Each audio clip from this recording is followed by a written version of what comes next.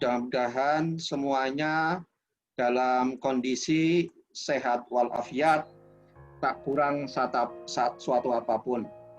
Jadi sebelum ke materi ya perkuliahan yang sesungguhnya, ya, alangkah baiknya saya terlebih dahulu menyampaikan kontrak perkuliahan, bahan atau referensi bacaan, kemudian aturan penilaian, tata tertib dalam mengikuti perkuliahan fisika dasar 1 ini.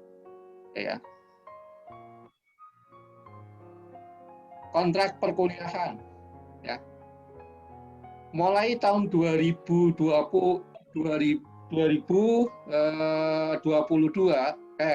tahun 2021 ya sekarang ya angkatan Anda 2021 2022 ya 2020 ya mohon maaf ya itu kode mata kuliahnya diganti ya menjadi IE 6008022 ya sesuai dengan kurikulum yang terbaru. Jadi ini sesuai dengan kurikulum yang terbaru. Ada beberapa kali mengalami perubahan, namun yang terbaru ini 8022 dengan bobot SKS 2. SKS itu satuan kredit semester.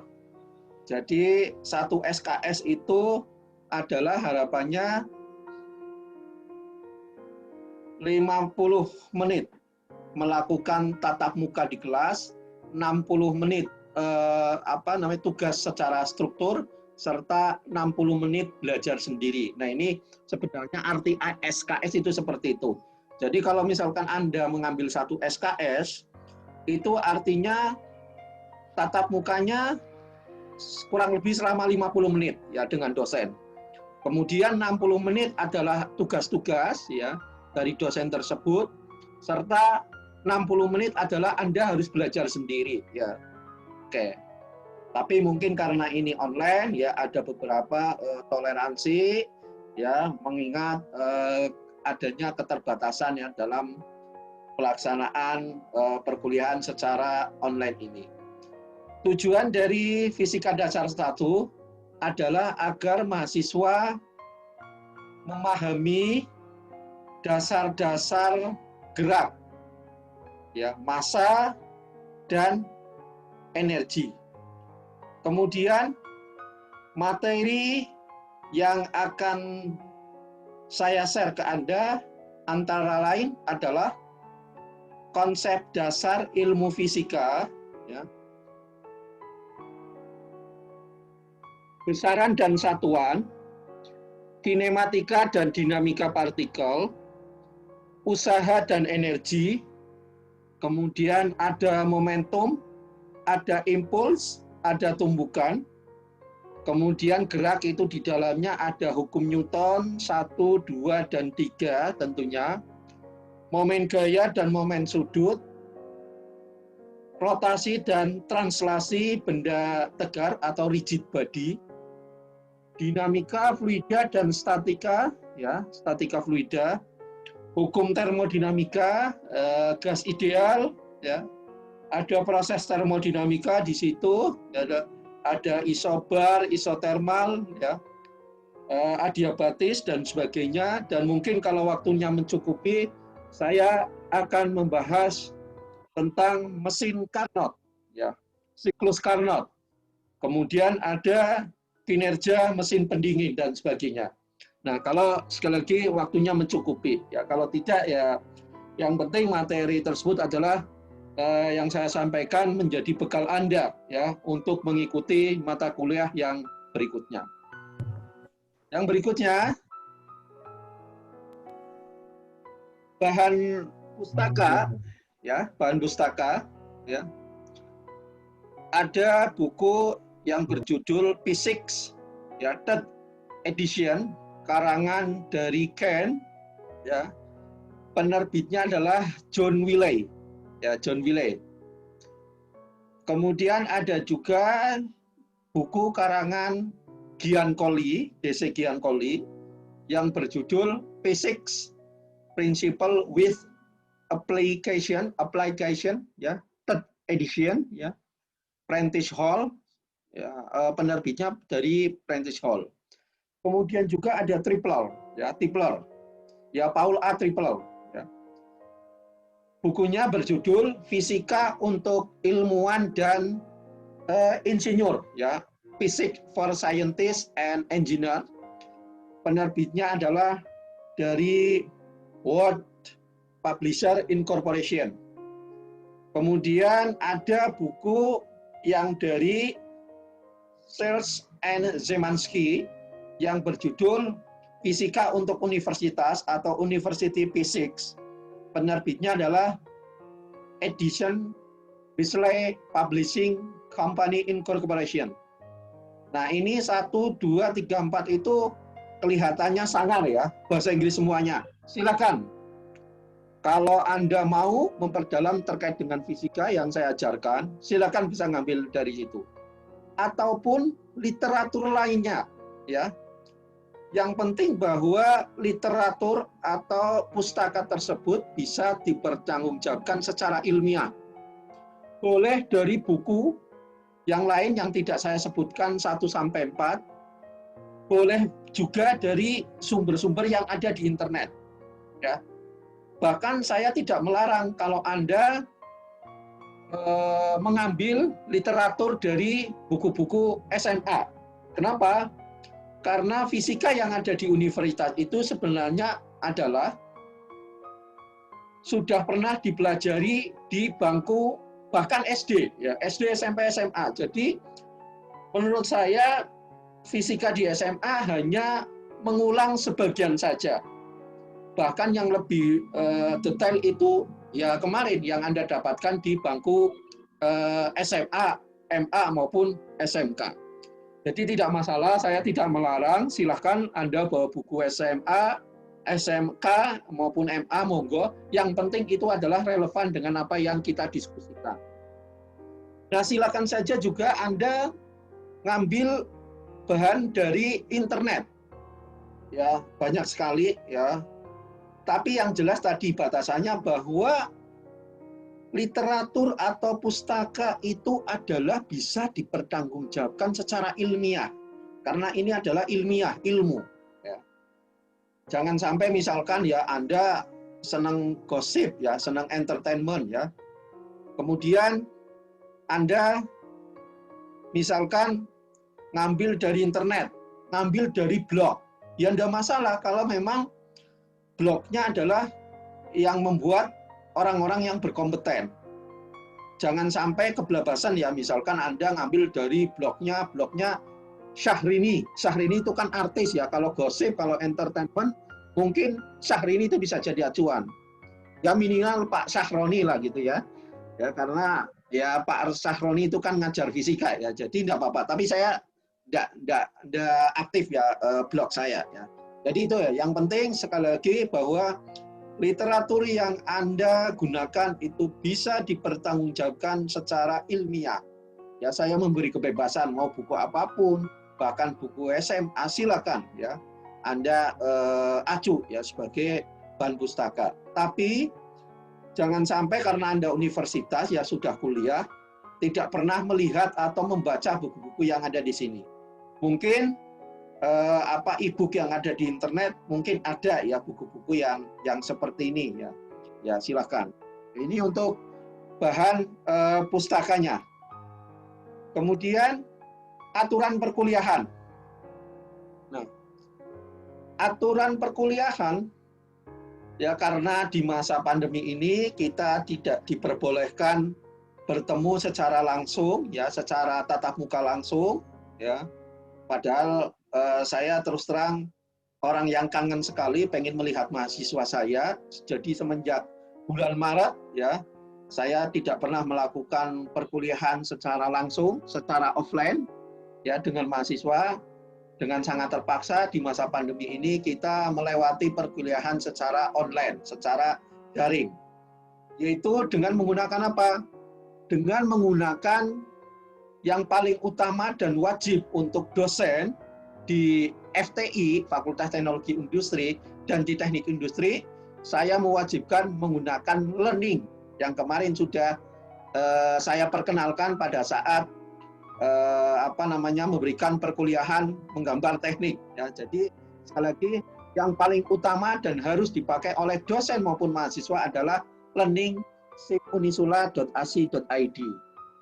Nah, kenapa tidak menggunakan yang lain? Ya, karena sementara ini learning simunisula.ac.id adalah fiturnya paling lengkap, di mana pimpinan prodi atau ketua jurusan, dalam hal ini Bu Nuzulia, ataupun saya, Wakil Dekan 1 ataupun Bu Dekan, itu bisa mengontrol secara langsung aktivitas perkuliahan dosen dan mahasiswa, kehadiran mahasiswa dan kehadiran dosen, bahan ajar yang diupload. Sehingga sekali lagi kami memang mewajibkan menggunakan learning simunisula.ac.id karena alasan yang tadi saya sampaikan. Namun demikian, saya pribadi dan saya selaku Wakil Dekan 1 selalu mendorong agar dosen menggunakan pelengkap yang lainnya selain SIM, selain learning. Misalnya dengan menggunakan Google Classroom, ya, Zoom Meeting, ya, Google Meet, ya, kemudian WA Group, kemudian bisa juga lewat YouTube. Ya, kebetulan saya juga ada beberapa materi yang sudah saya upload di YouTube. Ya, ntar kalau materinya relevan ya akan saya sampaikan linknya. Ya, jadi tidak masalah. Justru saya mendorong ya supaya tidak hanya menggunakan learning ya, tapi menggunakan yang lain. Seperti hari ini, saat ini kita menggunakan Zoom Meeting. Ya, ya. Kemudian yang berikutnya, kalau fisika dasar 1, saya mewajibkan mahasiswa untuk masuk ke kelas saya di Google Classroom. Ya, Google Classroom. Ntar sehabis materi ini akan saya sampaikan alamat Google Classroom supaya Anda bisa masuk ke situ. Kenapa? Karena tugas yang saya sampaikan itu dan ujian, sekali lagi ujian maupun tugasnya, itu untuk fisika diharamkan mengirimkan lewat learning.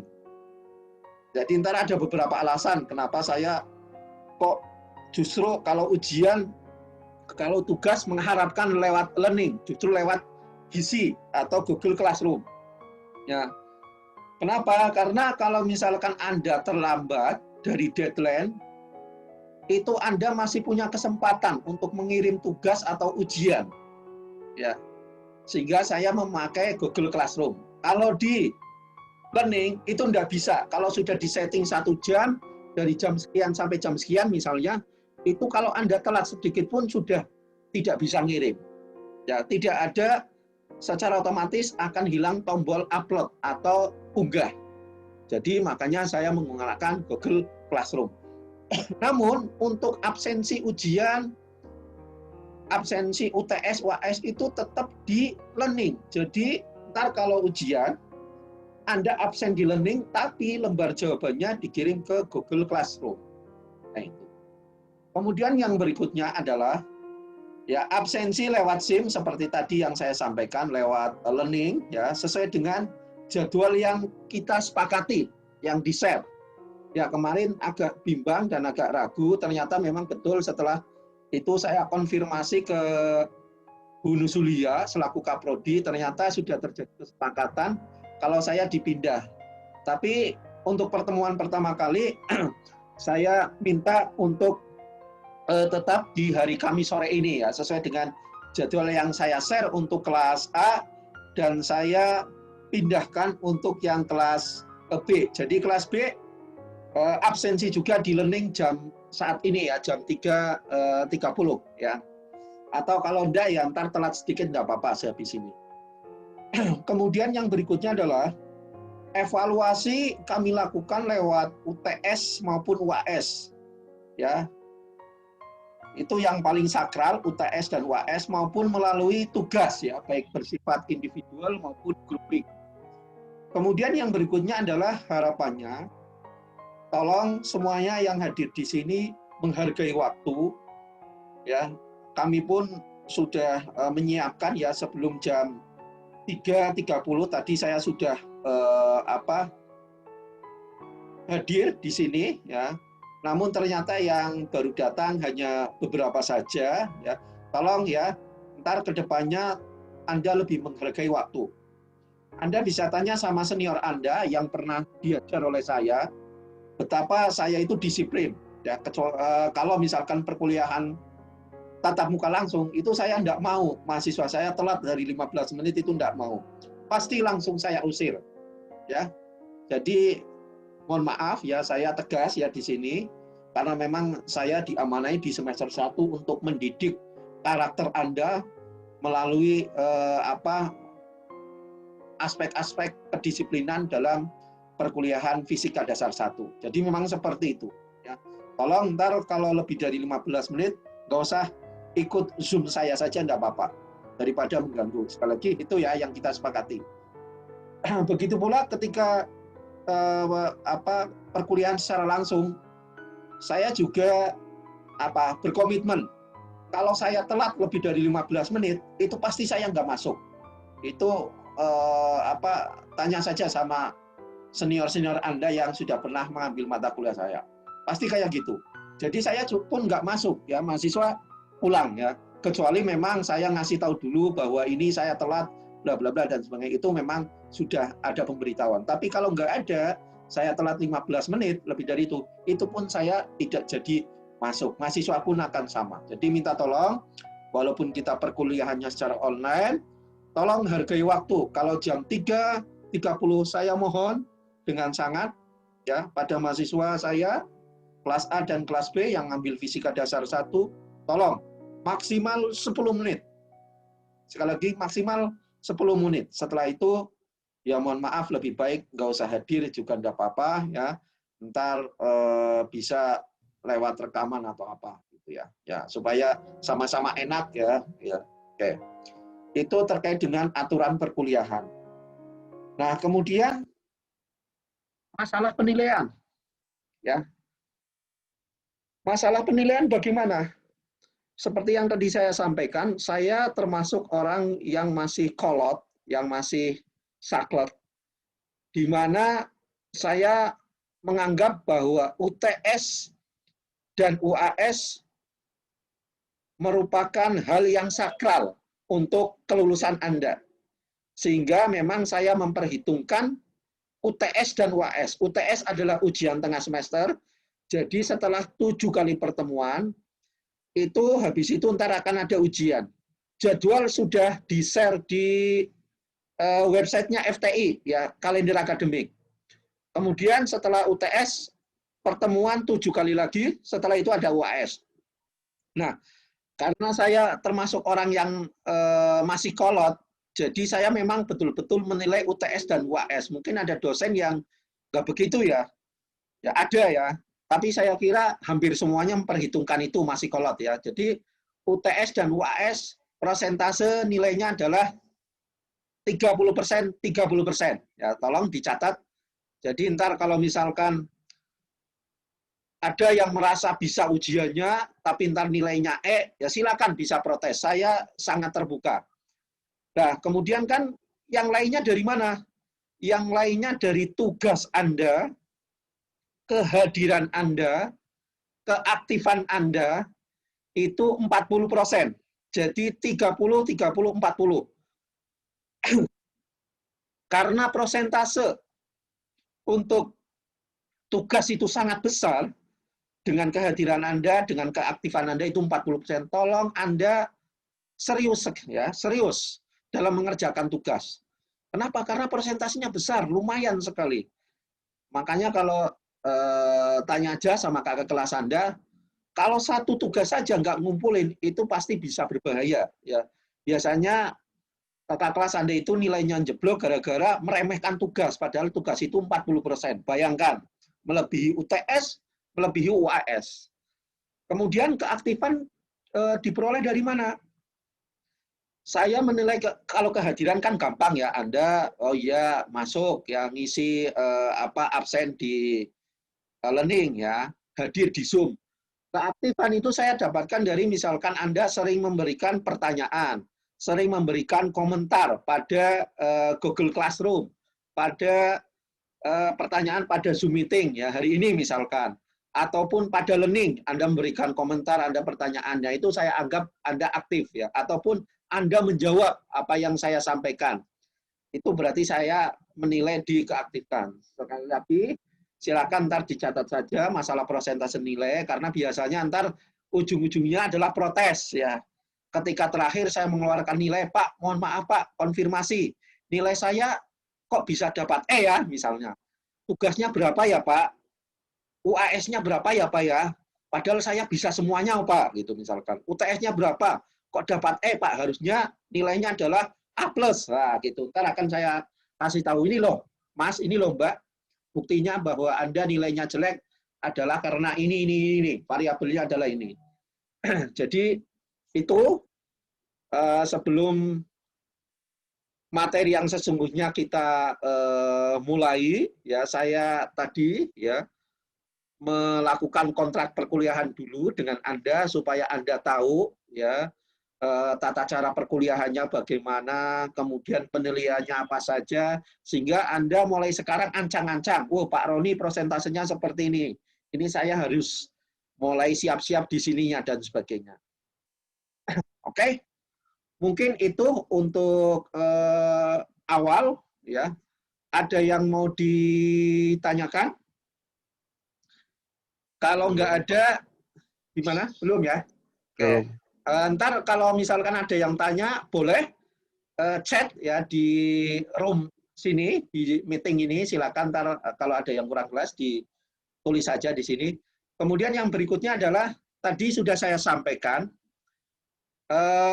apa namanya, lewat Google Classroom pula, tugas-tugas dan sebagainya. Nah, tolong ini dicatat ya, alamatnya, ya, bentar.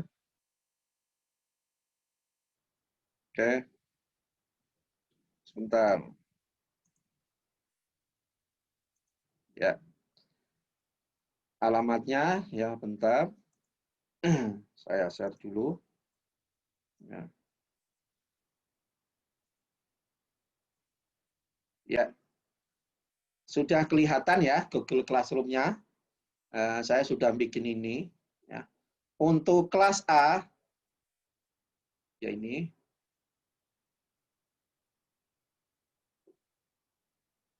Nah, kode kelasnya ini tolong dicatat ya di foto ya untuk kelas A. Silakan ya dicatat ya kode kelas A ini ya. Tolong ntar setelah Anda masuk ke classroom sini ya, identitasnya jangan menggunakan nama samaran tapi diganti dengan identitas asli kamu, kayak nama dan NIM-nya ya. Minta tolong ya setelah Anda masuk ke sini, tolong ntar dirubah ya identitas kamu ya, sesuai dengan, jangan nama panggilan, jangan nama yang saya tidak tahu ya, supaya ntar saya anggap oh ya si ini masuk memang karena namanya ada gitu. Jangan sampai pakai nama samaran atau apa yang saya nggak tahu. Itu untuk yang kelas A. Sedangkan yang kelas B, ya, yang kelas B, ya, ini yang kelas B, ya, yang kelas B.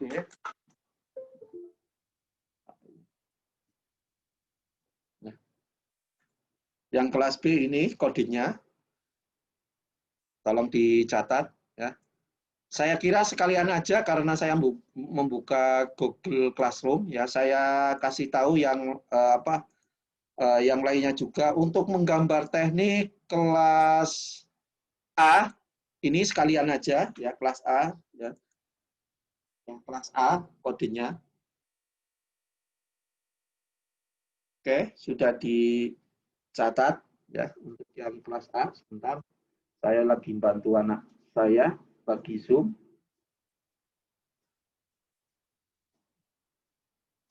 Ya. Oke, sudah. Kemudian untuk yang kelas B-nya menggambar teknik, ya ini, ya ini dicatat aja. Sekali lagi, tolong Anda ketika sudah berhasil masuk ke situ, tolong dirubah namanya, ya, tolong dirubah namanya, nama yang sebenarnya, gitu ya. Jangan sampai pakai nama yang tidak saya kenali. Oke, itu mungkin ya. Ya. Nah, yang berikutnya adalah seperti yang kemarin saya sampaikan, ya, menggambar teknik. Tolong ntar pertemuan selanjutnya untuk menghemat pulsa boleh kok. Ntar wajahnya pas awal mungkin ditampilkan, kemudian setelah itu dinonaktifkan, tidak masalah. Tapi ya lebih baik sih dihidupkan saja ya mode videonya ya.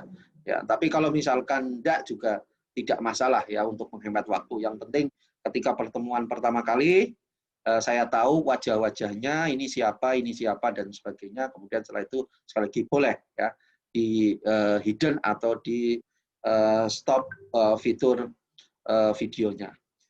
Oke, saya lanjutkan dengan materi yang sebenarnya, yaitu terkait dengan konsep dasar ilmu fisika. Ilmu fisika itu seperti apa sih dan sebagainya. Ya, tolong perhatikan ya.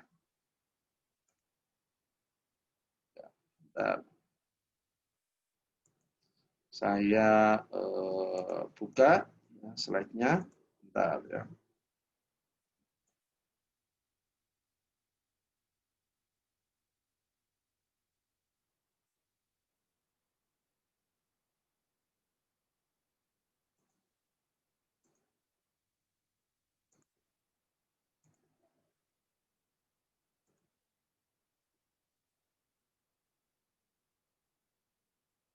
Oke.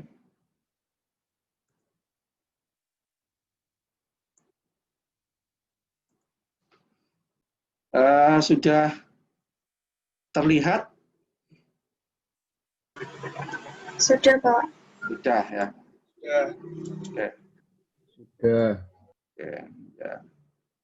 Kemudian bentar.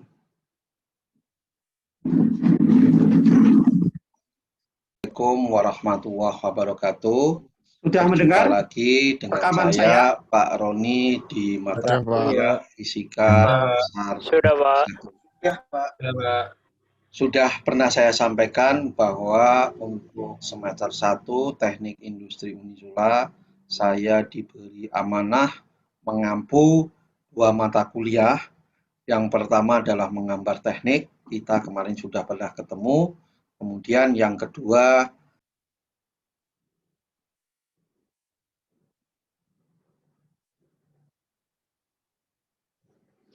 Oke. Mohon maaf, tadi mendengar suara rekaman saya? Mendengar, Pak. Oke. benar, Pak. Ya, Pak. Mendengar, Pak. Mendengar, Eh, Pak. Suaranya jelas atau sayup-sayup? Jelas. Jelas, Jelas, Pak. Jelas, Pak. Jelas. Cukup jelas. Ya.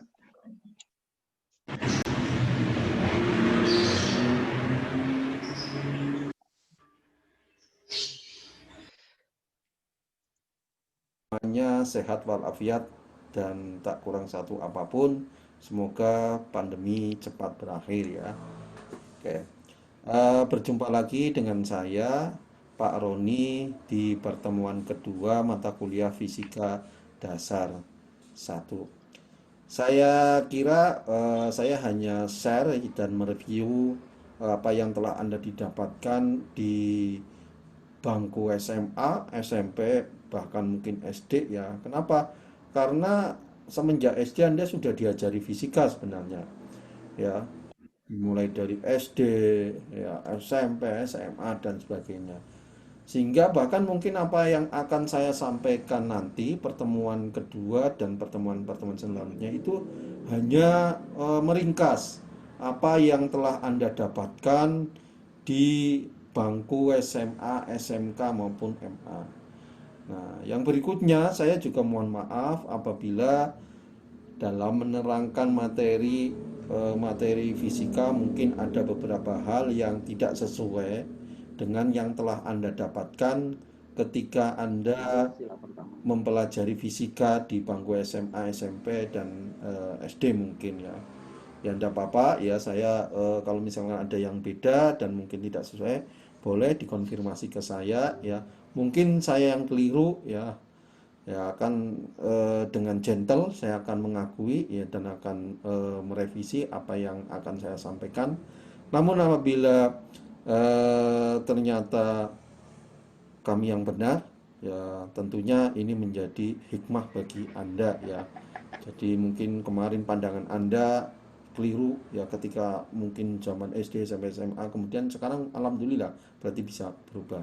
Sekali lagi kalau misalkan apa yang akan saya sampaikan ini mungkin ada beberapa hal yang tidak sesuai, tolong disampaikan ke saya saja langsung supaya saya bisa mengkonfirmasi secara langsung pula ke Anda. Kemudian kalau misalkan ada beberapa hal yang belum bisa saya konfirmasi atau saya jawab ya mohon maaf ya, ntar kita mungkin bisa diskusi yang lebih lanjut lagi. Ya oke ya. Fisika ya. Slide yang kedua ya, fisika. Apa sih sebenarnya ilmu fisika itu? Ya. Anda kan sudah mempelajari nih dari zaman SD, SMP, SMA ya. Dan mungkin kemarin kan ya Anda pernah mendapatkan fisika dasar 1 dari saya. Apa ya? Ya, jangan sampai lupa. Apa coba? Fisika? Ya, saya tunggu ya Anda supaya berpikir ya. Buka catatan-catatannya ya. Kira-kira apa itu fisika? Ya. Fisika kurang lebihnya adalah ilmu pengetahuan dasar yang mempelajari tentang gejala alam yang terjadi di jagat raya. Sekali lagi bahwa ilmu fisika adalah ilmu pengetahuan dasar yang mempelajari tentang gejala ya, fenomena-fenomena ya, peristiwa-peristiwa yang terjadi di alam raya. Nah, yang dimaksud dengan gejala alam tidak lain dan tidak bukan adalah apa? Gejala-gejala alam, peristiwa-peristiwa, ya fenomena-fenomena. Adalah apa itu sih? Sebenarnya fenomena gejala alam itu apa sih? Jadi menurut definisi bahwa gejala alam tidak lain dan tidak bukan adalah sifat-sifat dan interaksi antar materi atau benda atau zat dan radiasi. Jadi sifat-sifat, ya ilmu pengetahuan berarti mempelajari tadi gejala yang ada di alam, berarti mempelajari sifat-sifat dan interaksi antara materi, radiasi, dan energi. Jadi kurang lebihnya itu.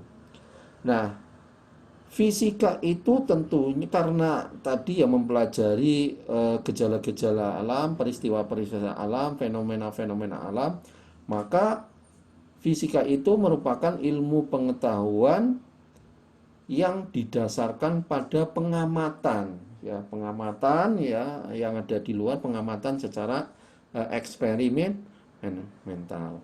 Nah, sifat-sifat interaksi antara materi ya, antara lain misalkan ditunjukkan oleh adanya berbagai macam zat ya dalam berbagai fase. Macam zat saya kira banyak. Ini kan peristiwa alam nih. Ya. Ada yang misalkan ya zat cair pada suhu sekian peristiwa ya suhu sekian, maka bentuknya apa? Ya. Ya cair gitu loh. Misalkan H2O kan kayak gitu. Namun pada suhu sekian bentuknya apa? Ya H2O jadi uap misalkan. Atau mungkin pada suhu minus sekian bentuknya apa? Ya mungkin rasanya bentuknya berubah menjadi es atau padat. Nah itu sifat-sifat interaksi antar materi ya. Contohnya itu.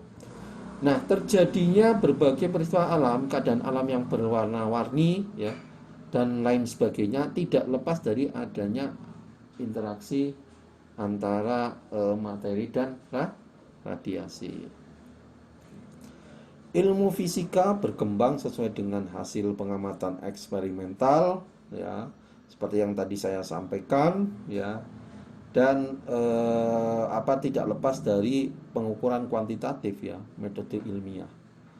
Nah, kenapa? Karena untuk melakukan pengamatan diperlukan imajinasi. Dari imajinasi orang tentang peristiwa alam akan timbul inspirasi untuk menjelaskannya sehingga menjadi sebuah teori. Nah, ini kan yang dimaksud dengan metode ilmiah. Nah, oleh karena itu fisika adalah ilmu pengetahuan yang merupakan hasil kreativitas manusia, ya. Hasil kreativitas manusia. Sama-sama hasil kreasi manusia. Apa bedanya ilmu fisika dengan ilmu seni, ilmu karya sastra? Itu kan sama, hasil kreasi manusia. Bedanya adalah kalau hasil kreasi misalkan sastra, ya, seni, itu didasarkan atas kesan, perasaan orang, ya, terhadap hasil karya tersebut. Jadi lebih banyak sifat pribadi, ya, yang menilai. Misalkan, ya, karya seni ini menurut saya ini so-so atau biasa-biasa saja. Tapi menurut ahli, ya, yang senang seni, wah, ini sangat bagus. Begitu pula sebaliknya. Ini menurut orang yang nggak suka, ngapain ini karya lukisan seperti itu dihargai sekian juta, sekian miliar. Mungkin bisa seperti itu. Kenapa? Karena penilaiannya lebih bersifat atas kesan atau perasaan orang, ya. Beda dengan ilmu fisika sebagai hasil kreasi manusia. Apa? Itu berdasarkan eksperimen. Jadi orang A, ya, saya ngomong bahwa ini adalah warnanya merah, maka orang lain juga kan ngomong warnanya merah. Ini benda ini adalah masanya 5 kilo. Ya, orang lain juga kan ngomong sama, ya. Ini masanya juga 5 kilo. Kenapa? Karena eksperimental gitu lah. Ya, diukur, ya, dengan standarisasi tertentu. Jadi tidak akan beda, ya. Nah, sekali lagi beda tadi, ya, sama-sama merupakan hasil karya manusia, ya, fisika, ya. Kemudian karya seni, tapi perbedaannya itu tadi.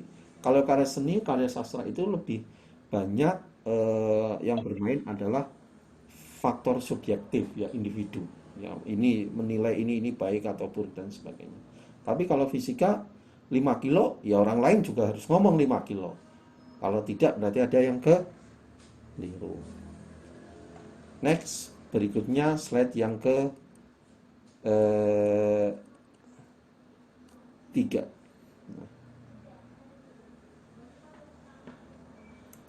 Nah, tadi saya katakan bahwa fisika adalah ilmu pengetahuan dasar yang mempelajari sifat dan interaksi antara materi, sifat dan interaksi, ya, mempelajari sifat dan interaksi antara materi, radiasi dan energi.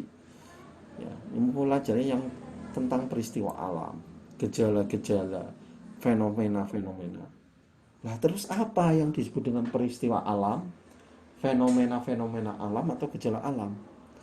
Jadi kalau ditelisik secara mikro, bahwa yang dimaksud dengan peristiwa alam, ya, itu merupakan perilaku partikel di dalam ruang dari waktu ke waktu, termasuk bagaimana partikel tersebut berinteraksi satu sama lain. Jadi perilaku partikel, ya, kalau lebih besar lagi berarti mungkin zat, kalau lebih besar lagi berarti benda, kalau lebih besar lagi adalah sistem dan sebagainya, di dalam suatu ruangan dari waktu ke waktu. Ya, termasuk bagaimana mereka itu berinteraksi, misalkan manusia, ya, benda yang berupa manusia dengan benda yang berupa misalkan meja. Benda manusia itu mendorong benda meja, ya, makhluk manusia meja. Itu interaksi, ya. Apa yang terjadi? Mungkin mejanya akan bergeser, ya, atau seperti apa. Nah, itu yang dimaksud dengan interaksi. Nah, partikel tadi seperti yang tadi saya sampaikan itu secara mikro, ya, secara mikro merupakan idealisasi dari benda bejal, ya. Jadi kalau partikel itu kan susunan yang terkecil, ya, kecil, ya, ada neutron, ada proton, ada elektron, dan itu partikel-partikel, ya, dari benda bejal.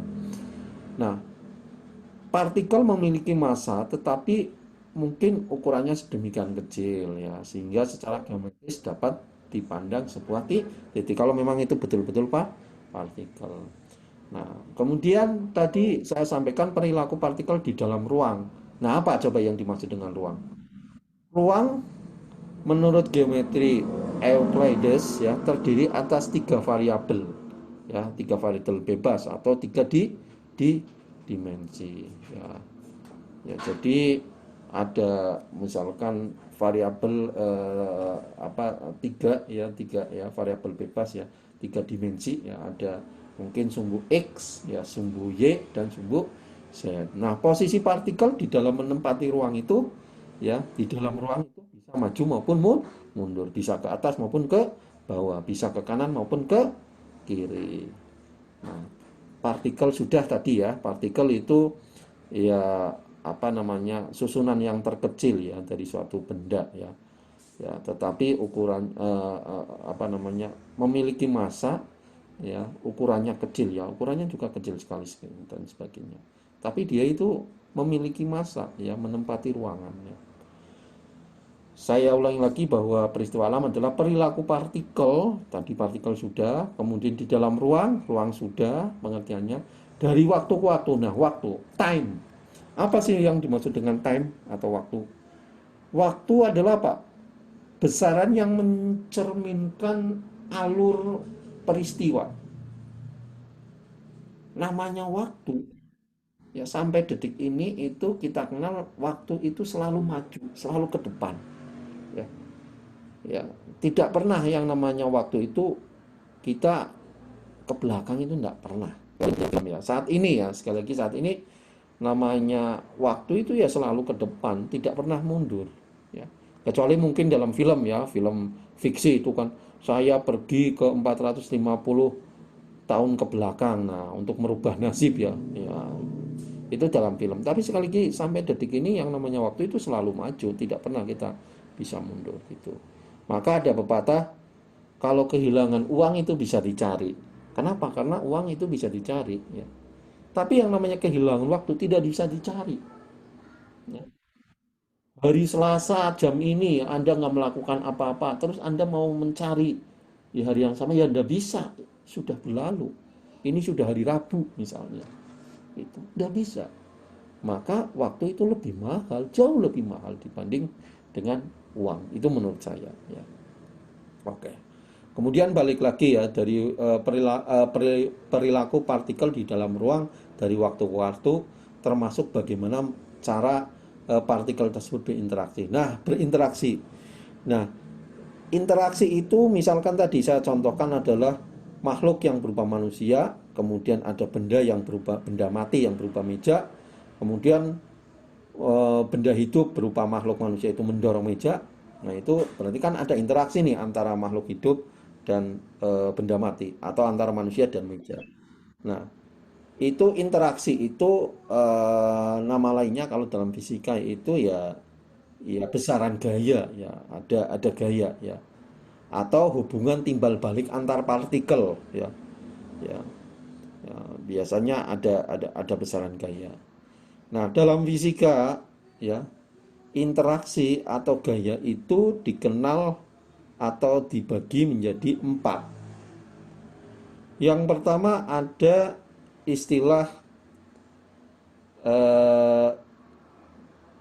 gaya atau interaksi gravitasi. Apa sih sebenarnya? Ayo coba gravitasi. Gravitasi, interaksi gravitasi atau gaya gravitasi adalah hubungan timbal balik antar partikel bermassa. Ya, interaksi ini dinyatakan dengan hukum Newton. Contohnya adalah antara benda bumi dengan benda bulan, itu terjadi gravitasi, atau antara bumi dengan matahari itu terjadi ya gravitasi ya, gravitasi ya. Gaya tarik menarik ya itu. Nah, itu. Kemudian interaksi yang kedua atau gaya yang kedua adalah disebut pula dengan gaya elektromagnet ya, atau interaksi elektromagnet. Apa itu? Hubungan timbal balik antar partikel bermuatan ya, yang bermuatan ya, bermuatan listrik. Interaksi ini dinyatakan dengan apa? Hukum apa? Kalau tadi ada hukum Newton, sekarang kalau elektromagnetik dengan hukum apa? Ya, masih ingat? Ayo, saya hitung. 1, 2, 3. Apa? Hukum Coulomb. Jadi interaksi elektromagnetik itu dinyatakan dengan hukum Coulomb gitu ya, gaya tarik menarik atau interaksi antara benda-benda atau partikel-partikel yang bermuatan. Yang ketiga adalah interaksi lemah atau gaya pelemahan ya. Contohnya adalah interaksi yang terjadi pada peluruhan beta ya. Ya. Ini sangat bermanfaat oleh para arkeolog ketika memperkirakan usia sebuah fosil. Ya, kalau kita dengarkan ya, seorang arkeolog ya menemukan sebuah benda ya yang diprediksi bahwa itu adalah gigi dari harimau yang usianya sekian juta tahun yang lalu. Itu dari mana sih kok bisa memprediksikan sekian juta tahun yang lalu? Itu bukan seorang dukun itu ya, tentunya ada ilmunya. Ya, mereka memakai itu tadi, interaksi pelemahan ya, peluruhan beta ya, pelemahan. Jadi bermanfaat untuk tadi menghitung misalkan usia suatu produk. Misalkan dia menemukan tulang kandungan terbesarnya adalah kan kalsium. Nah, kalsium kok sekarang kok meluruh ya jadi sekian. Nah, ini bisa dihitung. Oh, ternyata aslinya harusnya sekian, ini jadi sekian. Oh, berarti ini kira-kira usianya sekian. Nah, ini ya ilmu fisika. Bukan dukun ya ini. Wah, kok bisa ya menentukan kira-kira usianya sekian juta tahun yang lalu. Karena ini tadi memakai interaksi pelemahan atau peluruhan beta. Kalau Anda mempelajari kimia mungkin Anda masih ingat ya ketika zaman SMA atau SMK ya terkait dengan peluruhan, itu kan untuk menghitung itu. Kemudian yang terakhir ya yang keempat, selain ada gaya gravitasi, elektromagnetik dan gaya pelemahan ya atau peluruhan, yang berikutnya adalah fusi, interaksi yang kuat ya. Jadi fusi gabungan ya ada bom atom di sini, itu fusi ini. Jadi kecil bom atom ya. Nagasaki dan Hiroshima itu kan katanya hancur gara-gara bom atom. Atom itu kan sangat kecil. Ya. Atom itu kan sangat kecil. Ya, tapi dengan adanya interaksi yang sangat kuat ya, itu justru meluluh lantakan ya, Nagasaki dan Hiroshima. Itu bom atom, itu salah satu contoh dari interaksi penguatan ya. Sekali lagi saya ulangi di slide yang ketiga, definisi dari peristiwa alam, fenomena alam atau gejala alam adalah merupakan peristiwa partikel di dalam ruang dari waktu ke waktu, termasuk bagaimana partikel-partikel tersebut berinteraksi satu sama lain. Kemudian jenis-jenis interaksi itu ada gravitasi, ada elektromagnet, ada pelemahan, dan ada interaksi yang kuat. Ya, mungkin itu dulu ya saya untuk istirahat sebentar. Ya, terima kasih. Bismillahirrahmanirrahim. Assalamualaikum warahmatullahi wabarakatuh. Selamat pagi, selamat siang, selamat sore, dan selamat malam mahasiswaku. Mudah-mudahan semuanya sehat walafiat dan tak kurang satu apapun. Semoga berjumpa lagi dengan saya Pak Roni di pertemuan kedua mata kuliah fisika dasar 1. Mungkin ada beberapa bahwa yang dimaksud dengan peristiwa ada tarik menarik. Silakan kalau ada yang mau ditanyakan. Tadi cukup 3 slide ya. Ya intinya fisika itu ilmu seperti apa ya. Jadi fisika adalah ilmu yang mempelajari tentang sifat-sifat dan interaksi antara materi ya, kemudian energi, kemudian dan radiasi. Nah, kira-kira itu. Kemudian tadi ada 4 cara berinteraksi ya. Interaksi berarti hubungan ya. Ya, ini mempengaruhi yang itu dan sebagainya. Itu ada 4. Ada gravitation, ada apa tadi setelah gravitasi? Ayo. Ada elektromagnetik, ada pelemahan, ada fusi peluruhan ya. Kemudian yang terakhir adalah fusi. Atau yaitu ya bom atom, Nagasaki, Hiroshima itu termasuk contoh yang fusi, yang menyatu dan sehingga sangat kuat. Ya, oke, kita lanjutkan ke materi yang berikutnya, yaitu tentang besaran dan satuan. Silakan baca bukunya, silakan buka bukunya seperti Mbak Hapsari ini, rajin membaca-baca, yang bolak-balik buku SMA dan sebagainya. Silakan saja, enggak apa-apa ya, untuk cek ya. Dan kalau ada pertanyaan, monggo ya. Ini suara dibesarkan saja suaranya. Sebentar. Saya sudah maksimal ya sih. Coba lagi ya. Ininya juga sudah maksimal. Sebentar ya, Mbak ya. Ya, sudah maksimal, Pak. Ya, Pak ya. Yang berikutnya coba tolong didengarkan kembali.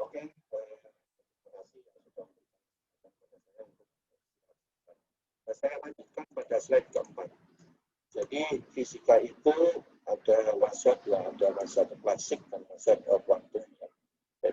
Kenapa seperti itu? Ya, jadi saya lanjutkan ya sebentar. Tadi ke mana ininya ya? Tidak bisa. Oke, saya share screen. Yang ini tadi.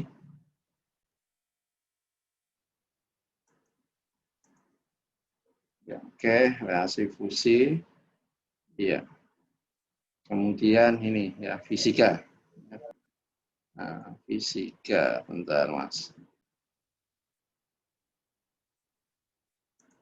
terima kasih yang sudah memberikan kesempatan pada saya untuk istirahat sebentar. Saya lanjutkan pada slide keempat. Rekaman Jadi fisika itu jelas Pak. Dengar, Pak. kuantum ya. Jadi kenapa seperti itu? Ya, jadi mazhab klasik itu sebelum ditemukannya teori tentang kuantum ya. Nah, klasik itu ya oleh Newton ya, bisa diselesaikan dengan hukum Newton ya. Kalau yang akan kita pelajari ke depan adalah kita menggunakan klasik ya, hukum-hukum Newton ya. Kalau menggunakan kuantum itu terlalu susah ya, kecuali kalau Anda memang pengen betul-betul fokus mempelajari tentang fisika ya. Ya, jadi massa itu bisa berubah. Nah, tapi kalau kuantum kalau hukum Newton ya, yang klasik itu kan tidak. Massa ya tetap sama. Ya, tapi kalau kuantum bisa berubah tergantung dari kecepatannya. Nah, kecepatannya apa? Ya kalau kecepatannya melebihi kecepatan cahaya mungkin akan beda massa bendanya ketika dia itu diam saja. Tapi sekali lagi karena yang akan kita pelajari juga kecepatannya tidak besar-besar banget, maka kita tetap menyelesaikannya dengan hukum Newton. Jadi massa ya dianggap tetap ya dimanapun berada, walaupun dia bergerak atau tidak. Nah, contohnya itu ya. Jadi itu massa. Oke, slide yang ke-5. Nah, metode ilmiah. Seperti yang tadi saya sampaikan bahwa yang namanya fisika adalah ilmu yang mempelajari tentang peristiwa atau fenomena-fenomena alam. Kenapa ini fisika itu ada metode ilmiahnya? Iya, kalau tidak salah bahwa Newton itu kan menyampaikan hukum, ya, ketika dia itu termenung kan, kalau nggak salah ilmuannya itu termenung. Nah, kemudian melihat sebuah lagi termenung, kemudian di bawah pohon apel, kemudian dia melihat, loh, ternyata apel itu kok kalau jatuh itu kan ke bawah, kan? Itu ada apa ya? Nah, ini kan peristiwa alam nih, pengamatan terhadap fenomena atau kejadian. Nah, terus, loh, kenapa ya? Nah, terus dia nyoba pakai benda yang, loh, kok selalu jatuhnya ke bawah ya? Ya, ini apel, kemudian ini apalagi daun dan loh, wah, berarti hipotesanya kira-kira beberapa benda atau mungkin hampir semua benda ketika saya jatuhkan itu akan selalu ke bawah. Nah, itu yang namanya hipotesa, dugaan awal.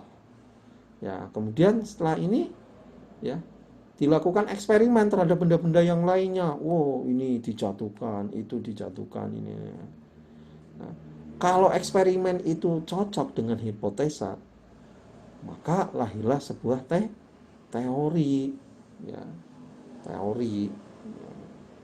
Kalau tidak cocok, berarti ada sesuatu yang diperbaiki, gitu ya, dan sebagainya.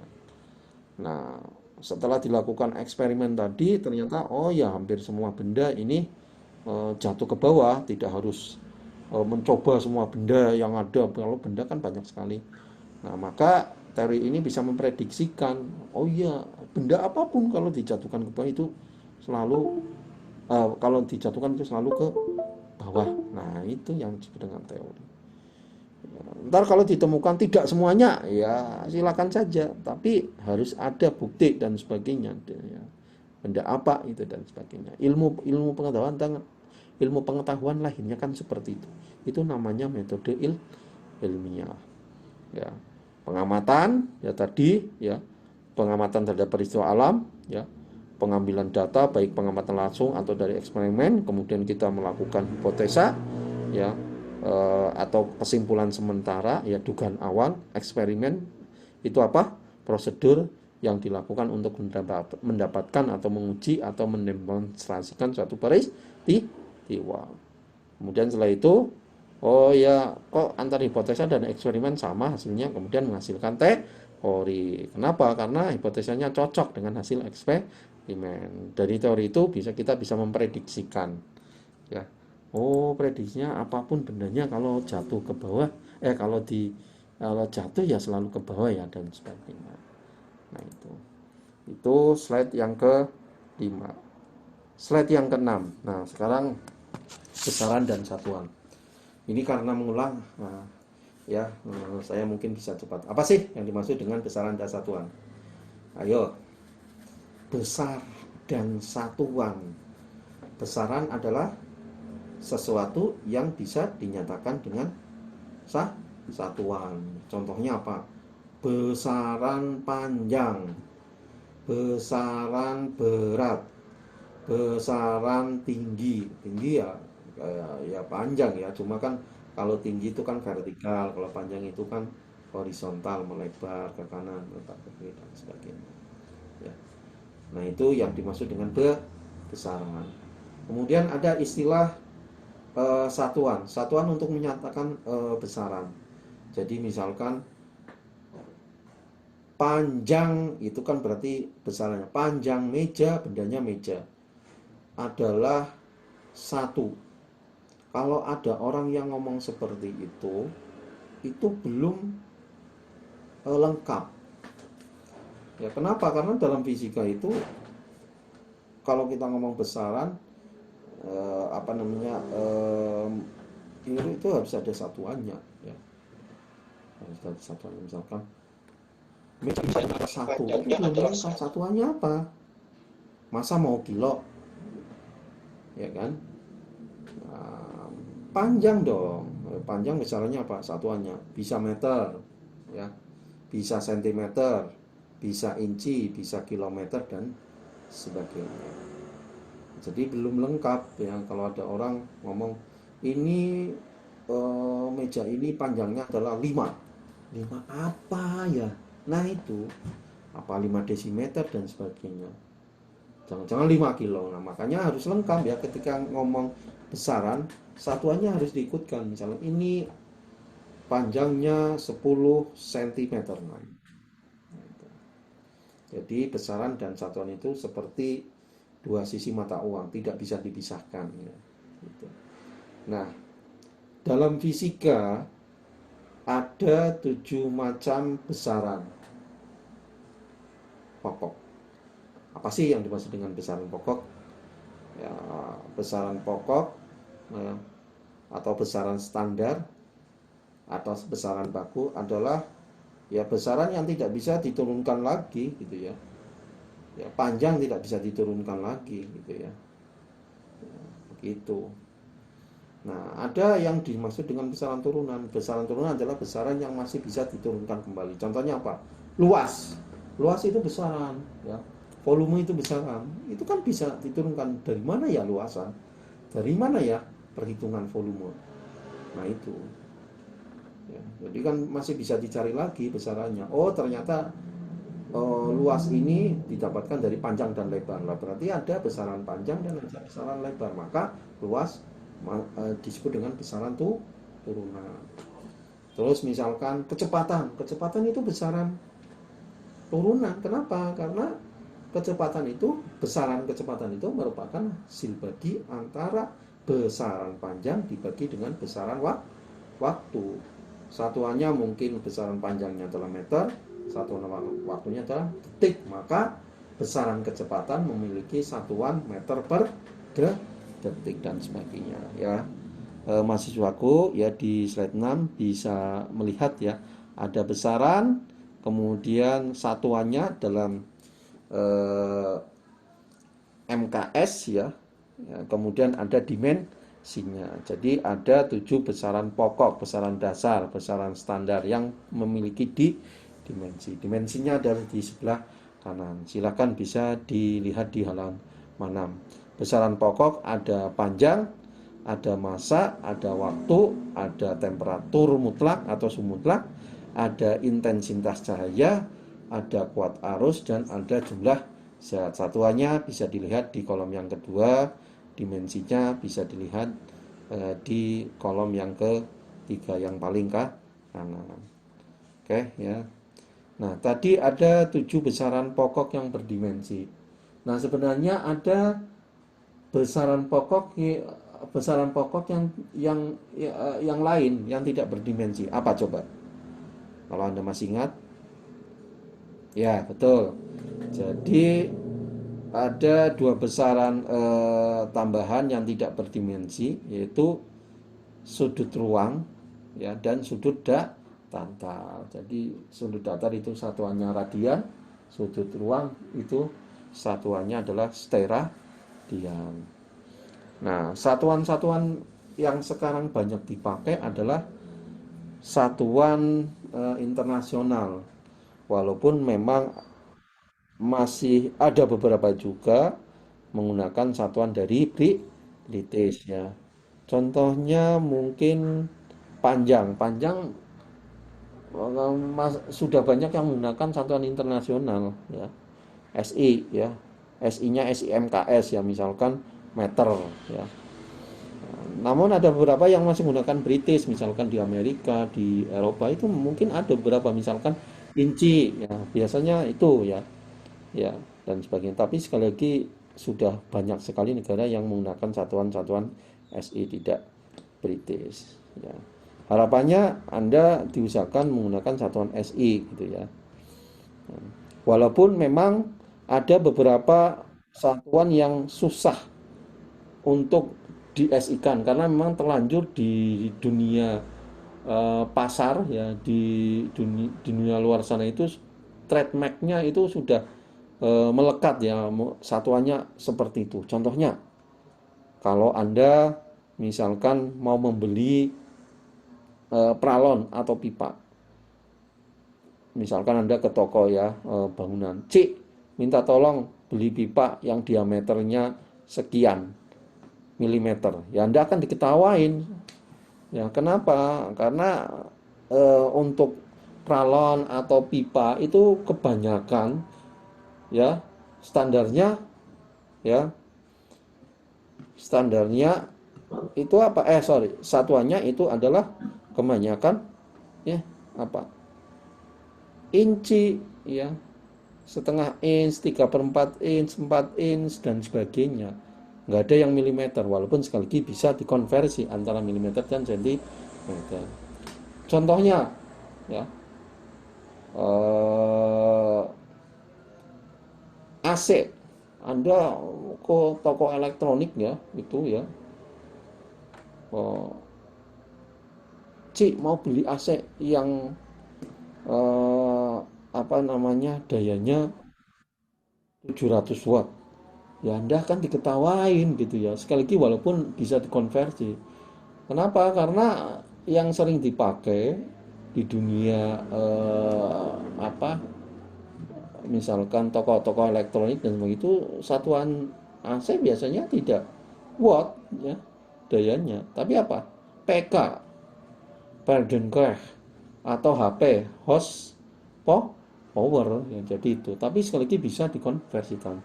Nah, namun kalau diupayakan kalau Anda menulis karya tulis ilmiah dan sebagainya, diupayakan memakai satuan internasional. Kecuali tadi memang ada beberapa misalkan kecepatan kapal biasanya pakainya knot dan sebagainya. Anda jadi importir minyak bumi ya. Ya, itu biasanya satuannya bukan liter, bukan desimeter, bukan kubik, ya meter kubik, tapi satuannya adalah bar. Kenapa? Karena memang di situ sudah seperti itu ya. Nah, kalau yang umum-umum Anda harus mengkonversi ya, karena sudah umum memakai satuan internasional. Itu ya. Oke, next ke halaman. Nah, oke. Saya minta ya sebagai tugas pertama Anda, saya mohon Anda membuat resume terkait dengan sejarah peristiwa lahirnya satuan-satuan dari besaran standar. Ambil contoh ya, ini ada 7 ya, berarti Anda harus mencari sejarah lahirnya satuan dari 7 besaran standar atau besaran pokok. Contohnya misalkan adalah besaran panjang. Nah, sejarahnya apa sih? Panjang itu kan satuannya meter. Nah, awalnya itu bagaimana meter itu diciptakan? 1 meter itu sebenarnya seperti apa? Kalau tidak salah menurut sejarah, Anda bisa buka di Google dimanapun. Makanya supaya Anda belajar ya, selain dari saya, maka saya beri tugas ini, yaitu meter semula dinyatakan dengan jarak antara 2 goresan batang kayu yang terbuat dari campuran platina iridium. Nah, itu dari sini ke sini ya, itu meter ya, itu. Nah, kemudian diperbaiki lagi ya, 1 meter itu sekarang ini karena semakin teliti dan karena batang platina iridium itu ternyata, kenapa dulu itu pakai batang platina itu, karena memang pada saat itu material yang paling tahan terhadap perubahan lingkungan itu platina iridium. Nah, kemudian karena berkembang ya, dan sebagainya, 1 meter itu berubah jadi ini dan sebagainya. Tolong sekali lagi pada pertemuan kedua ini Anda buat tugas sejarah 7 satuan pada besaran standar. Ada panjang, ada temperatur, ada massa, ada waktu, sampai yang jumlah. Silakan supaya Anda melihat di internet gitu. Ya.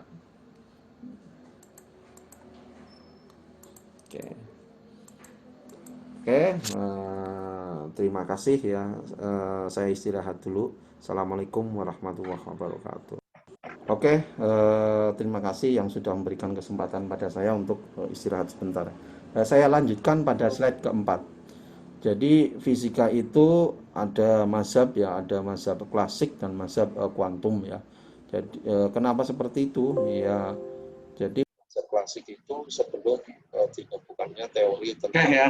kuantum. Terima kasih ya, tadi sudah ya.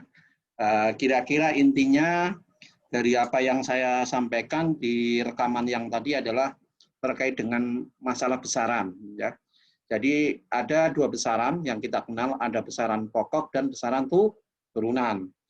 Besaran pokok adalah besaran yang sudah didefinisikan sejak awal. Jadi sudah ada ya, sejak awal itu sudah didefinisikan ya. Ya sudah ada ya, tidak bisa diturunkan lagi. Itu besaran pokok, misalkan ada panjang ya, ada intensitas cahaya dan sebagainya. Itu. Kemudian besaran turunan adalah besaran yang didapatkan dari besaran pokok ya. Ada luas, ada volume, ada daya dan sebagainya lah, macam-macam.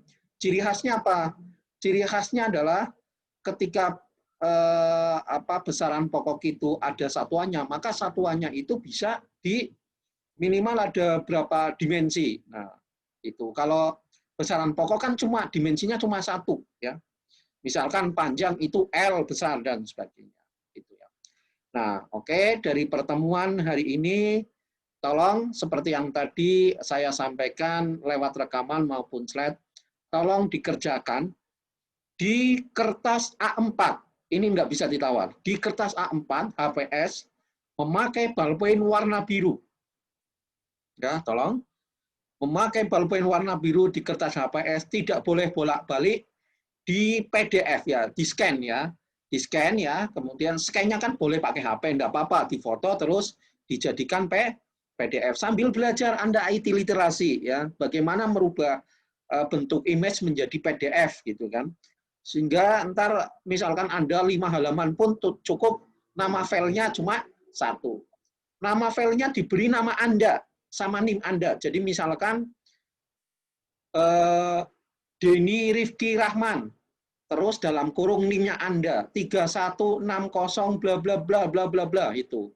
Jadi cukup kayak gitu.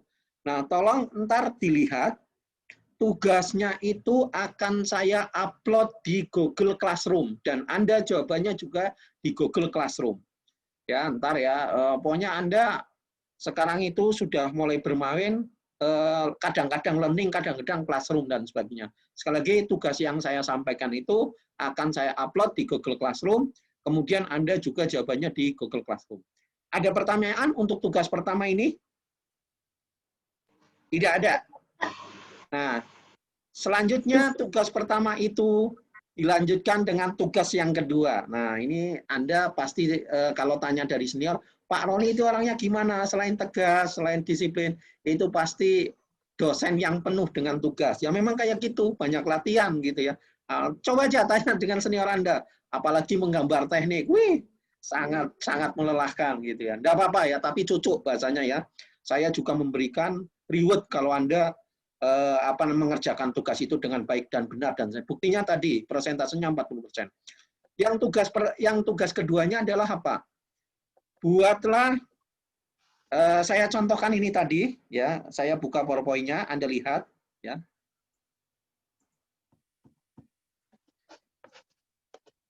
Sudah kelihatan PowerPoint-nya? Sebentar. Belum, Pak. Oh, ya. Sudah? Sudah. Ya, oke. Jadi tadi tugas pertamanya adalah itu ya, membuat sejarah perkembangan 7 satuan pada besaran pokok. Yang kedua adalah ini. Ya. Carilah besaran turunan lainnya minimal 25. Ya, dikerjakan sama di kertas HPS, ditulis dengan ballpoint warna biru, dikumpulkan paling lambat 1 minggu setelah saya share. Jadi saya ntar nge-share tugasnya kapan, berarti 1 minggu setelah itu. Nah, contohnya seperti ini, Mas, Mbak. Jadi misalkan Anda bikin tabel tik seperti ini ya. Luas itu besarannya adalah merupakan hasil dari besaran panjang dikalikan dengan lebar. Satuannya pakai SI ya, meter kubik. Dimensinya berarti L kuadrat. Kecepatan.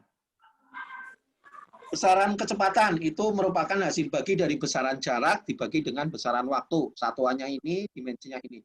Bla bla bla dan seterusnya minimal 25. Itu surat tugas pertama dan tugas kedua dijadikan satu. Sekali lagi tugas pertama dan tugas kedua dijadikan satu file ya. Ntar jadi satu pokoknya. Ntar saya kasih tahu tugas 1, tugas 2, satu file. Kirim ke situ paling lambat itu.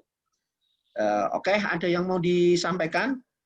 Nah, kayaknya sudah sore. Tapi seperti biasa, saya pengen memberikan kuis ya sama Anda ya. Tadi sudah mendengarkan apa yang saya sampaikan supaya Anda lebih serius dengan apa yang saya sampaikan. Saya akan memberikan kuis. Bentar lagi ya. Sebentar. Oke. Sip. Waduh. Oh, enggak ada ya.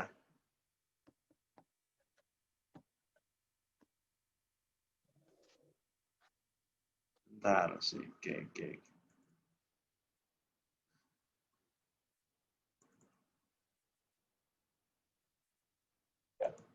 Oke. Ya. Bentar. Ya, ini sambil nunggu ini ya. Soal nomor 1 ya. Ini dijawab aja di chat. Sekali lagi dijawab di chat. Ya, jawabannya ditulis A, B atau C atau D atau E. Silakan. Ya, silakan. Ya, dikasih komentar di chat A, B, C ya atau D atau E. Silakan ya. Saya kasih waktu 1 menit ya. Jangan melihat jawaban yang di atasnya, pokoknya Anda yakin sekali ya. Tadi sudah mendengarkan apa yang telah disampaikan ya. Jawabannya apa? Ya. Saya stop ya, kebanyakan jawabannya apa? Ya. Jawabannya banyak yang ya. Nggak ada yang lain ya. Oke, ya. Kita dengarkan penjelasan dari MBRK ya, dari Pak Roni. Ya. Bismillahirrahmanirrahim. Assalamualaikum warahmatullahi wabarakatuh. Berjumpa lagi dengan saya Pak Roni ya. Untuk persoalan besaran dan satuan. Kita lihat dalam slide ya, soal nomor 1. Di antara besaran-besaran berikut ya, yang merupakan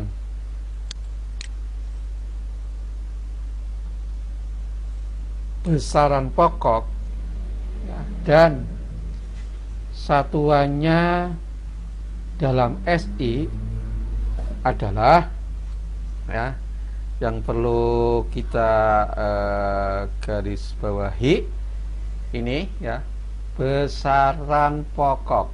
Nah, oke. Ini yang perlu kita garis bawahi.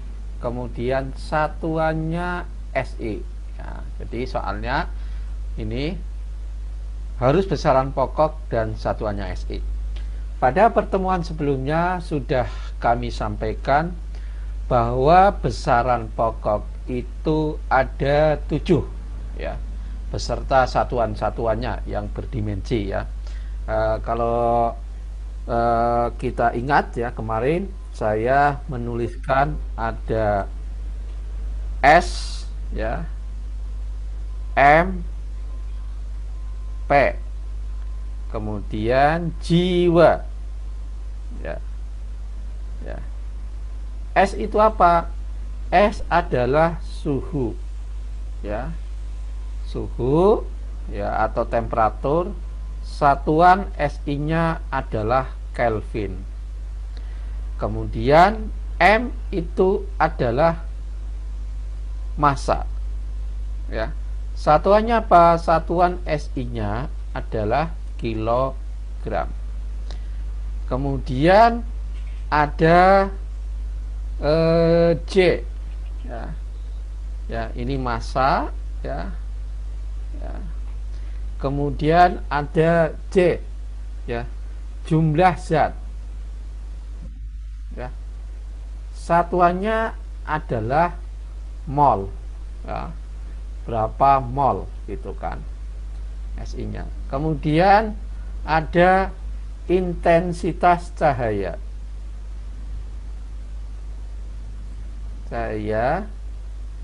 itu satuannya adalah kandela, ya, yang SI. Kemudian ada W, yaitu waktu, ya, satuannya adalah sekon. Kemudian ya tinggal P dan A, ya. Anda masih ingat apa? Yo, S adalah suhu, M adalah massa, J adalah jumlah zat, I adalah intensitas cahaya, W adalah waktu, A adalah apa? Ayo, ada 7 loh. Ya. Suhu, massa ini adalah apa? Panjang, ya. Satuan SI-nya adalah meter. A-nya adalah apa? Ya. A-nya adalah arus. Arus, yaitu satuannya adalah ampere. Nah, kita cocokkan ya, kalau Anda sudah ingat Ampere. SMP, ya, jiwa, ya, singkatannya adalah SMP jiwa, S-nya adalah suhu, M-nya adalah massa, P-nya adalah panjang, J-nya adalah jumlah zat, I-nya adalah intensitas cahaya, W-nya adalah waktu, A adanya arus. Maka di antara besaran-besaran pokok yang satuannya dalam SI adalah massa, iya, kilogram besaran pokok. Suhu, iya, tapi Fahrenheit, bukan satuan SI, ya. Volume itu bukan, itu besaran turunan, ya. Kemudian berat itu keliru, berat adalah besaran turunan. Kalau massa itu besaran pokok. Jadi ini berat itu tidak, walaupun satuannya kilogram. Jadi massa yang betul. Kemudian muatan listrik itu tidak, yang ada adalah arus listrik, arus, ya. Kemudian sudut itu tidak, ya, sudut itu tidak. Panjang betul besaran pokok, tapi sentimeter adalah bukan SI. Yang diinginkan adalah SI, ya. Arus listrik ampere betul, ya. Intensitas cahaya adalah betul, tapi satuannya bukan watt, yaitu kandela. Nah, ini. Kemudian waktu, satuannya sekon, betul. Suhu, betul, atau temperatur ini, tapi satuannya bukan Celcius, yaitu Kelvin. Arus listrik, betul, tapi satuannya bukan kolom. Nah, berarti A, B, C, D, ya, semuanya sudah disilang, ya. Berarti yang betul adalah itu. Ya. Tidak ada yang keliru ya. Nah, oke, sekarang saya coba yang lain lagi, ya. Yang lain lagi soal nomor. Bismillahirrahmanirrahim. Ya, assalamualaikum warahmatullahi wabarakatuh. Ya, soal nomor 2, ya. Oke, bentar. Ya, siap-siap ya. Tolong dengan dijawab yang sama ya. Saya tulis soal nomor 2. Ya, nomor 2. Ya. Jangan dijawab dulu, soalnya belum keluar gitu ya. Sabar ya. Ya, jangan dijawab, belum keluar Pak Roni belum ngeluarin kok. Ya, silakan. Tuh, ketemu lagi dengan Pak Roni untuk soal latihan yang kedua, ya. Nomor 2. Terdapat beberapa besaran berikut, ya. Ada intensitas cahaya, ada berat, ada jumlah zat, ada suhu, ada kecepatan, ada luas. Pengelompokan besaran pokok yang tepat ini, ya, nih, ya, yang tepat, ya, adalah, nah, ya, silakan dijawab ya, monggo. A, B, C, D, or E, silakan. Silakan dijawab. A, B, C, D, or C. Iya. Ya biar aktif ya, masa Pak Roni saja yang ngomong ya gitu kan. Ya, oke, sudah ya, saya tutup ya pollingnya. Ya, kita dengarkan penjelasan lebih detail. Mungkin sudah betul, tapi penjelasan detailnya ya kita lihat. Ya. Nah, berarti seperti pada soal yang pertama, kita harus ingat yaitu besaran pokok ada 7, S, M, P, jiwa, ya kan? Nah, masih ingat ya, S adalah suhu, ya, M adalah massa, ya, kemudian P adalah panjang, J adalah jumlah zat, ya, kemudian I adalah intensitas cahaya, ya, W adalah waktu, dan A adalah kuat arus. Nah, kita cocokkan ya, suhu oke, ya, nomor 4 ya, besaran pokok.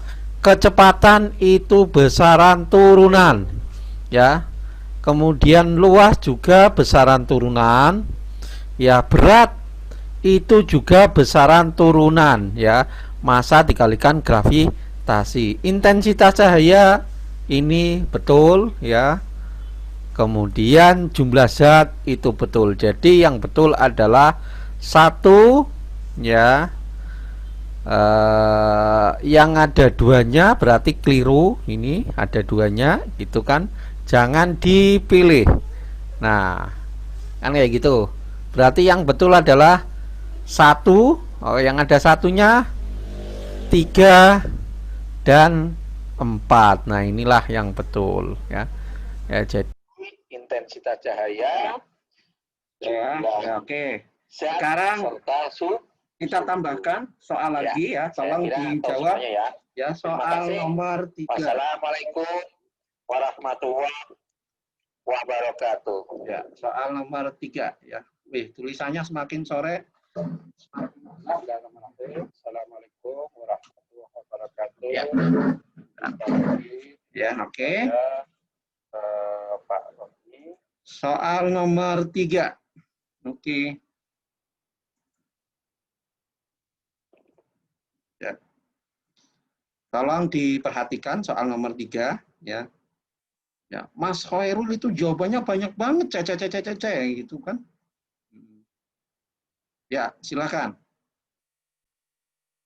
Sudah terdengar? Bismillahirrahmanirrahim. Assalamualaikum warahmatullahi wabarakatuh.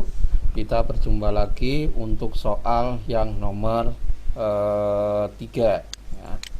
Soal yang nomor 3. Oke. Soalnya adalah ya, satuan dari energi potensial dalam SI adalah Joule. Energi potensial yang perlu kita garis bawahi adalah energi potensial ya, dalam SI ya, Joule ya. Oke. Satuan Joule dapat dinyatakan dalam satuan turunnya adalah sebagai berikut. Jadi kita suruh milih. Ya, silahkan dijawab. I, B, C, D, or E. Silahkan, ayo. Ya, oret-oretan sebentar. Ya, silahkan. Ya, oret-oretan. Ayo. Ya, jangan ikut-ikutan teman yang lain gitu. Wah, semuanya waton, dure D, tulis D gitu. Walah gitu ya. Ya. Sayang ya, saya pengen mengedukasi. Sebenarnya ada aplikasi software, jadi Anda bisa menggunakan whiteboard. Jadi saya pengen tahu kenapa Anda jawab A, misalkan Anda oret-oretannya itu bisa ada aplikasi seperti itu. Tapi ya suatu saat saja lah ya, karena persiapannya harus banyak ini ya. Gitu.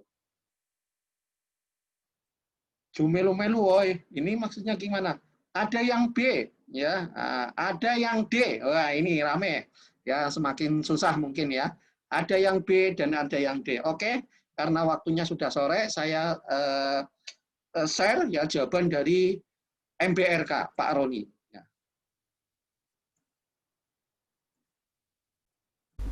Perlu kita ingat bahwa energi potensial itu adalah berasal dari massa dikalikan dengan gravitasi dikalikan dengan H tinggi. Ya, kita lihat satuan dari massa adalah kilogram, ya. Kemudian gravitasi adalah sama dengan satuannya sama dengan percepatan, yaitu meter per sekon kuadrat. Kemudian H itu satuannya adalah meter, ya. Maka kalau kita turunkan lagi adalah satuannya kilogram meter kuadrat, ya, S minus 2, ya. Ini satuan selain joule juga bisa dituliskan seperti ini, kilogram, ya, meter kuadrat per sekon kuadrat atau S minus 2. Dari mana, ya? Jadi gimana yang kita pilih? Ini keliru, ya. Ya, jadi jawabannya adalah sebagian besar adalah tadi D, ya. Yang B mohon ntar bisa belajar dan diskusi lagi, ya. Oke, soal yang hampir terakhir, ya. Ya, yang hampir terakhir soalnya. Ya. Assalamualaikum warahmatullahi wabarakatuh. Ya. Soal nomor 4, ya, tolong. Sekarang soal nomor 4 itu sebentar, ya. Soal nomor 4 saya share. Tolong diperhatikan. Ya, dengan Pak Roni berjumpa lagi, ya, untuk fisika dasar 1 terkait dengan persoalan besaran dan satuan, ya. Kita lanjutkan untuk soal nomor 4. Ya, soal nomor 4, ya, bentar. Ya. Kelompok besaran yang memiliki dimensi sama, ya. Yang memiliki dimensi sama, ya, adalah, saya ulangi lagi, ya. Kelompok besaran yang memiliki dimensi sama adalah bahwa besaran pokok itu ada 7, kalau Anda masih ingat, ya. Ada S, ada M, ada P, ada J, ada I, ada W, dan ada A. Ya, silakan jawabannya apa? Ya, jawabannya apa? Jawabannya, ya, banyak yang ya, saya lihat semuanya. Oke. Ya, tapi kita sudah tahu jawabannya ya. Jadi momentum, impuls itu satuannya sama. Berarti dimensinya juga sama. Tapi kita pengen tahu yang lainnya itu seperti apa dimensinya, ya, supaya menjadi pembelajaran, ya, bagi kita semuanya. Sudah tahu jawabannya, dimensinya, ya. Jadi yang jawabannya momentum dan impuls karena satuannya sama. Oke, kita lihat penjelasan lebih jauhnya dari Pak MBRK. Nah, terkait dengan apa yang menjadi persoalan di sini, itu nampaknya adalah besaran dari massa itu adalah M. Nah, biasanya dimensi itu dituliskan dalam tanda kurung kurawal seperti ini. Kemudian yang berikutnya adalah karena ini mekanis, itu biasanya dalam ini, ya, ada panjang itu satuannya meter yang SI, kemudian dimensinya adalah L besar, ya. Kemudian yang berikutnya ada waktu, ya. Waktu itu adalah sekon satuannya atau detik. Ini dimensinya adalah T, time. Kili dari nama besaran ya. Jadi ada suhu ya, Kelvin, cahaya adalah kuat arus. Nah, karena persoalannya ini ya mekanika ya, gaya, tekanan dan sebagainya, maka cukup saya tahu ini saja ya, yaitu besaran massa, besaran panjang dan waktu ya. Yang lainnya tolong menjadi tugas Anda ya. J itu satuannya dan dimensinya apa tadi sudah ya. I satuannya dan dimensinya apa. A kuat arus satuan dan dimensinya apa ya. Saya hanya fokus ke sini, yaitu dimensi M, L dan T. Kita lihat satu persatu. Gaya ya. Gaya itu kalau kita rumuskan adalah F, yaitu hasil perkalian antara massa dan percepatan. Sehingga dengan demikian massa itu adalah satuannya kilogram ya. Kemudian percepatan itu satuannya adalah meter per sekon kuadrat. Jadi kalau kita tuliskan dimensinya, kilogram adalah massa ya. Kemudian L adalah panjang ya. Ini T ya, sekon adalah T minus 2 ya. Itu untuk gaya. Lah tekanan. Tekanan itu adalah satuannya ya. Jadi saya biasanya menulisnya adalah P, pressure, itu hasil bagi antara gaya per satuan luas. Jadi tidak mungkin gaya dan tekanan itu dimensinya sama. Wong ini F dibagi A. Tapi supaya Anda tahu ya, berarti Newton per meter per segi ya. Newton ini ya, kilogram, meter ini besar, dimensinya adalah M, L, T minus 2 ya kan, dibagi dengan luas ya. Luas berarti L pangkat 2. Nah, kalau dengan demikian maka tekanan adalah dimensinya M ya, kemudian L minus 1. Kenapa? Karena ini L dibagi L kuadrat, kan ini minus 1. Kemudian T minus 2. Jadi tidak mungkin ya, cuma kita buktikan saja ya, bahwa ini adalah dimensi dari gaya, kemudian yang ini adalah dari tekanan. Kemudian yang berikutnya, gaya sudah, tinggal daya. Ini juga jelas ya, tidak mungkin sama. Daya itu kalau saya tuliskan power, rumusnya W per T. W itu kerja itu gaya kalikan dengan jarak ya, dibagi dengan waktu ya. Jadi kalau saya tuliskan ya, ini gaya kan sudah ada ini ya, kilogram meter per sekon kuadrat ya, dikalikan dengan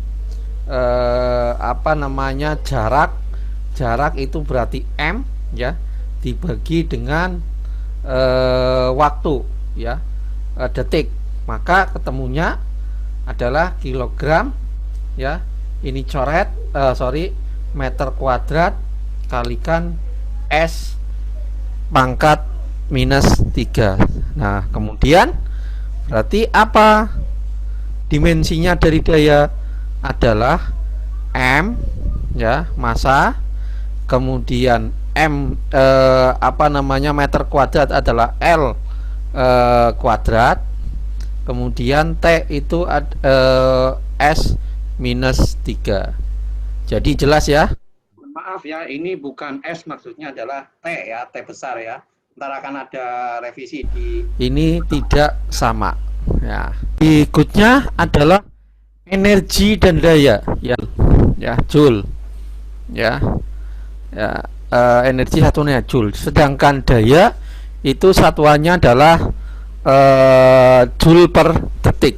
Jadi W itu adalah energi ya, atau MGH tadi, bisa MGH, bisa juga W ini adalah ini ya, W apa F kali S. Jelas ya, berarti energi dan daya itu tidak sama dimensinya ya. Kenapa? Karena energi itu adalah W ya, sedangkan daya adalah P, berarti jelas ya, tidak mungkin sama gitu kan.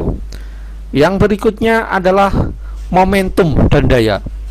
Momentum, daya sudah ya, ini daya sudah ya, ini ya. Kemudian momentum. Momentum itu kan apa sih? Rumusnya adalah P ya, sama dengan M kali kecepatan. Berarti satuannya kilogram meter per sekon. Oleh karena itu dimensinya momentum itu adalah M ya, M besar ya tentunya, M, kemudian L, T minus 1. T minus 1. T minus 1. Nah, ini saya coret. Ya, ini. Nah, ini T minus 1 ya. Ini satuan dimensi dari momentum. Daya jelas ya, ini daya sudah M L kuadrat kali S pangkat minus 3. Kalau ini ya, bukan S ini tapi T maksudnya ya, sekon. Mohon maaf ya, saya hapus, ini bukan ya, saya hapus ya, ntar kalau keliru. Ini adalah T minus 3. Mohon maaf sekali teman-teman mahasiswa.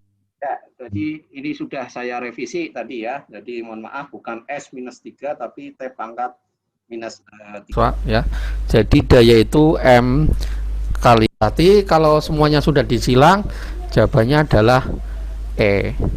Momentum sudah ini. Kemudian kita impuls, kita buktikan. Impuls itu rumusnya adalah F kalikan dengan delta T. Gaya kalikan dengan waktu. Nah, gaya adalah kilogram, ini sudah ada, kilogram meter per sekon kuadrat kalikan dengan waktu ya,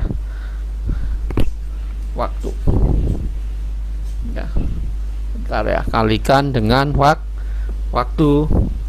waktu itu adalah S ya. Maka jawabannya adalah apa? Jawabannya adalah satuannya kilogram meter ya, ini coret ya, ini minus 1 kilogram meter per sekon. Nah, kita bikin dimensinya ya, kita bikin dimensinya. Kilogram berarti M besar, kemudian meter adalah L besar, kemudian waktu ya adalah T minus 1 ya, karena S minus 1 ya. Jadi terbukti bahwa impuls itu dimensinya sama dengan momentum ya, sama M L T minus 1 ya. Terima kasih. Assalamualaikum warahmatullahi wabarakatuh. Ini ada yang izin mandi, ada yang izin buka puasa. Ini sudah masuk maghrib. Waalaikumsalam, Pak. Sudah masuk maghrib. Satu lagi deh. Sampun, Pak, udah. Udah maghrib. Astagfirullahaladzim. Sudah, Pak. Maghrib, Pak. Sudah maghrib, Pak. Karena sudah maghrib, ya saya ini aja ya, tolong Anda oret-oretan di rumah. Saya nggak menampilkan videonya ya. Ini untuk Anda oret-oretan di rumah ya. Soalnya mana? Oke. Assalamualaikum warahmatullahi wabarakatuh. Saya lanjutkan ya, untuk soal yang Oke, Assalamualaikum warahmatullahi wabarakatuh. Sudah maghrib ya, mohon maaf ya, ternyata tentukanlah ya, sudah maghrib ya, mohon maaf ya, ternyata lama juga ya kita melakukan kuliah online ini. Yang berikutnya kita sepakati dulu, ini mohon maaf ya, saya izin ya sebentar ya. Kita sepakati hari ini kan hari Kamis. Untuk yang kelas A hari Jumat kelas B hari Jumat jam berapa ya biasanya? Jam 9.30 ya, betul ya? Ya, Pak. Ya, betul ya Mbak Widya. Oke, saya tanya ke kelas A, Mas Agung. Apakah Mas Agung mana dan teman-teman yang kelas A, apakah hari Jumat jam 09.30 ada kuliah yang kelas A? Nggak ada, Pak. Ada Mas Agung? Kosong, Pak. Nggak ada, Pak. Nggak Jumat ada. nggak ada? Nggak ada, kosong. Oke, berarti gini gantian ya. Minggu depan kita ketemu lagi hari Jumat jam 09.30. Jadi Anda panjang yang kelas A istirahatnya. Minggu depan hari Jumat kan ini kosong nih yang kelas B karena sudah ikut ini. Ya, mudeng ya Mbak Widya dan teman-teman. Jadi yang kelas B kosong ya, tinggal Anda absen saja hari ini, kelas A juga sama. Kemudian minggu depan baik yang kelas A dan baik yang kelas B kita satukan juga, kita melakukan perkuliahan secara online insya Allah jam 9.30 di hari Jumat. Oke ya, itu ya Mas Agung, tolong dicatat. Itu ya, ini pengumuman resmi dari saya. Jadi Anda istirahatnya panjang ya, tidak mulai hari apa gitu. Kalau nggak salah Senin atau apa fisika itu ya. Oke, ya terima kasih dan mohon maaf semuanya ini ternyata sampai maghrib ya, sangat gayeng ya. Mudah-mudahan ntar kedepannya lebih gayeng lagi.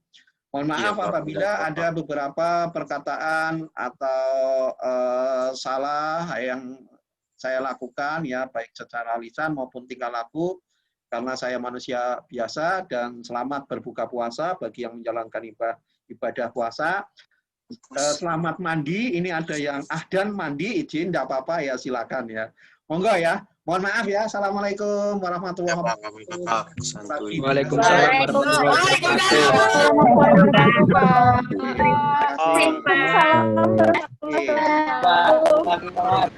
Love you, Pak.